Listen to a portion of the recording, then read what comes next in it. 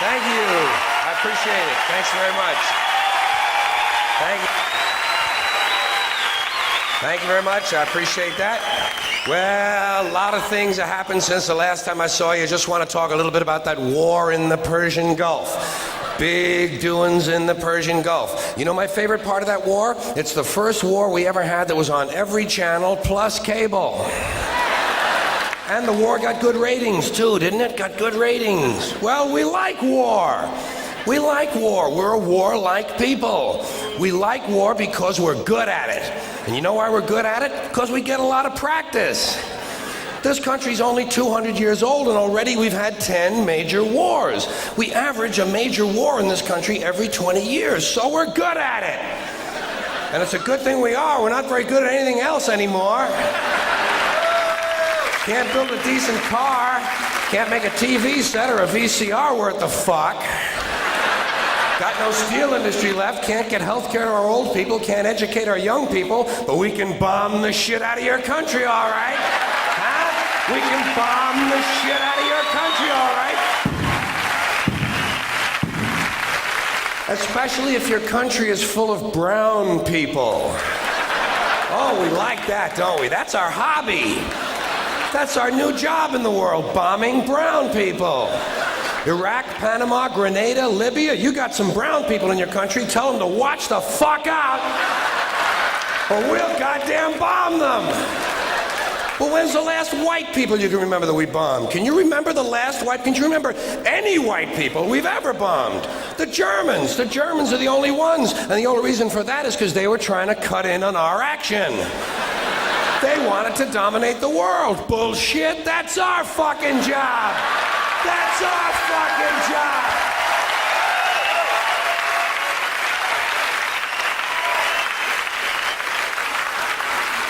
Now we only bomb brown people. Not because they're trying to cut in on our action, just because they're brown. Now you might be noticing I don't feel about that war the way we were told we were supposed to feel about that war, the way we were ordered and instructed by the United States government to feel about that war. See, my mind doesn't work that way. I got this real moron thing I do, it's called thinking. And I'm not a really good American because I like to form my own opinions. I don't just roll over when I'm told to. Sad to say, most Americans just roll over on command. Not me. Not me. I have certain rules I live by. My first rule, I don't believe anything the government tells me. Nothing. Zero.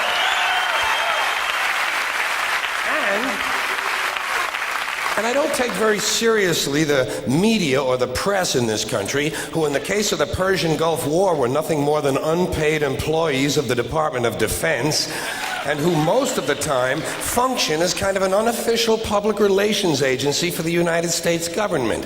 So I don't listen to them, I don't really believe in my country, and I gotta tell you folks, I don't get all choked up about yellow ribbons and American flags. I consider them to be symbols, and I leave symbols to the symbol-minded. To me, war is nothing but a whole lot of prick waving, okay? War is just a lot of men standing around in a field waving their pricks at one another. Simple thing, that's all it is. Men are insecure about the size of their dicks, and so they have to go to war over it. That's what all that asshole jock bullshit is all about. That's what all that adolescent macho male posturing and strutting in bars and locker rooms is all about. It's called dick fear.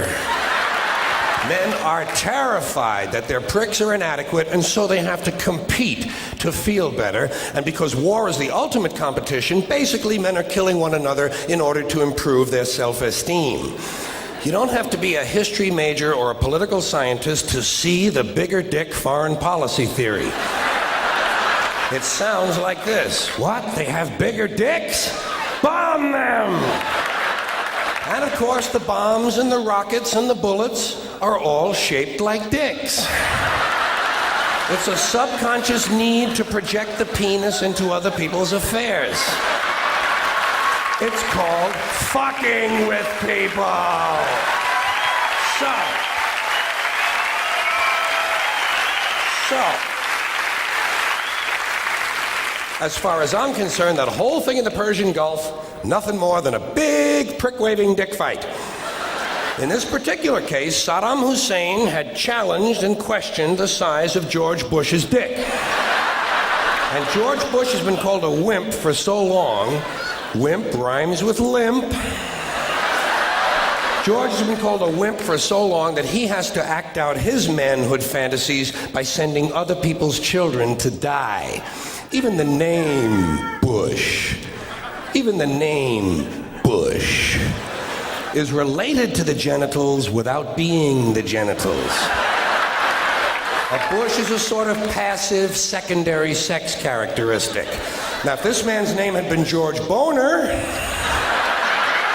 well, he might have felt a little better about himself and we wouldn't have had any trouble over there in the first place. This whole country has a manhood problem. Big manhood problem in the USA. You can tell from the language we use. Language always gives you away. What did we do wrong in Vietnam? We pulled out. Not a very manly thing to do, is it? When you're fucking people, you gotta stay in there and fuck them good, fuck them all the way, fuck them till the end, fuck them to death, fuck them to death. Stay in there and keep fucking them until they're all dead. We left a few women and children alive in Vietnam, and we haven't felt good about ourselves since. That's why George Bush had to say in the Persian Gulf, this will not be another Vietnam. He actually used these words, this time we're going all the way. Imagine an American president using the sexual slang of a 13-year-old to describe his foreign policy.